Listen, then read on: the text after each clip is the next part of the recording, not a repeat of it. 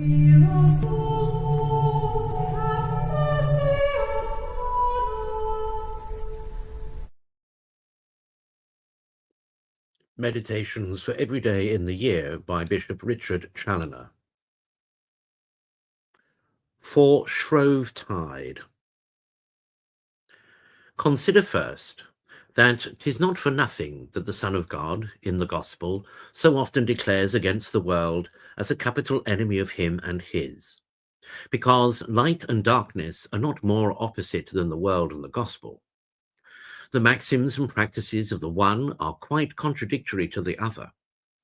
The world perpetually recommends what the Gospel condemns, and condemns what the Gospel recommends. The world is made up of pride, ambition, and vainglory. The Gospel breathes nothing but humility, self-contempt, choosing the lowest place, and becoming as little children, assuring us that otherwise there is no heaven for us. The world inspires a covetous spirit, the love of mammon, and a fondness for worldly toys. The Gospel inculcates the necessity of despising all these things, and of quitting all things, at least in affection, to follow Christ. The world is a slave to sensual pleasures, and places its whole happiness in gratifying and indulging its own humours and inclinations. The Gospel requires, as the very first and most necessary condition to be a disciple of Christ, that we should deny ourselves, hate our own humours and inclinations, and take up our cross and follow him. The world imagines them blessed that abound the most with worldly honours, riches, delicacies, pastimes, and other worldly enjoyments, and have no one to thwart or contradict them. The Gospel, on the contrary, pronounces those blessed that are poor in this world, that suffer injuries and affronts with meekness, that weep and mourn and are reviled and persecuted by men. In a word, the life of worldlings is a perpetual contradiction of the gospel of Christ. And the life of Christ, and of all the true children of the gospel, is a perpetual censure of the world and its maxims.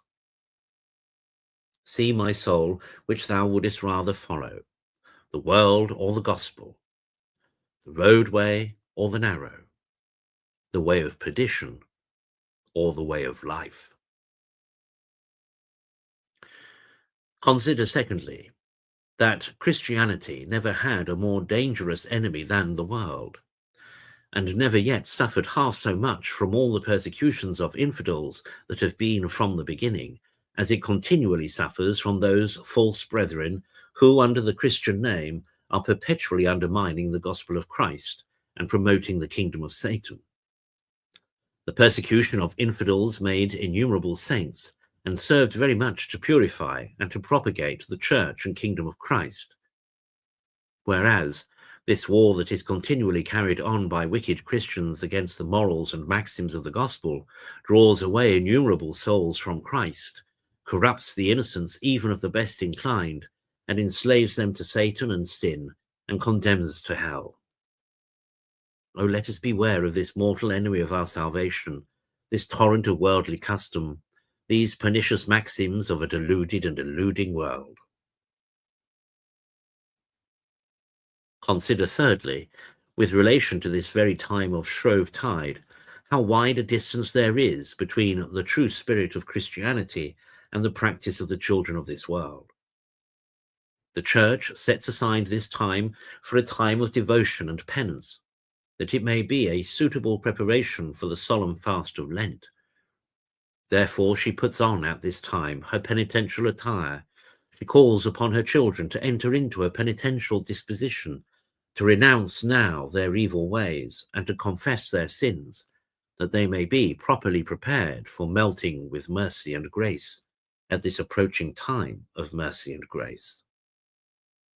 The very name SHROVE-TIDE in the ancient English signifies the time of confession and sins, because our Catholic ancestors were taught to turn to God at this time with their whole hearts by humble confession and penance.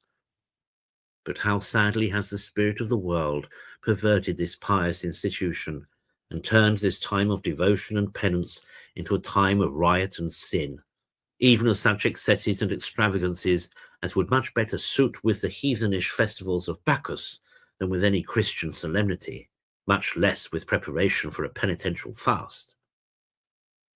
Beware then, my soul, of conforming thyself to the world in any of its extravagancies at this time, lest by joining now with this enemy of God and of thy salvation, thou come to lose both thyself and thy God for all eternity. Conclude to give ear to the divine oracles. Love not the world, nor the things that are in the world. If any man love the world, the love of the Father is not in him. 1 John 2:15. The friendship of this world is the enemy of God. Whosoever therefore will be a friend of this world becometh an enemy of God. James 4:4.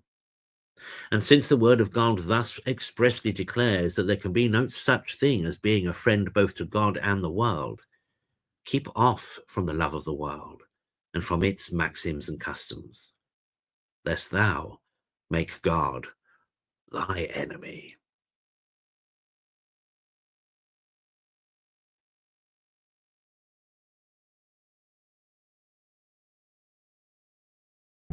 Yeah.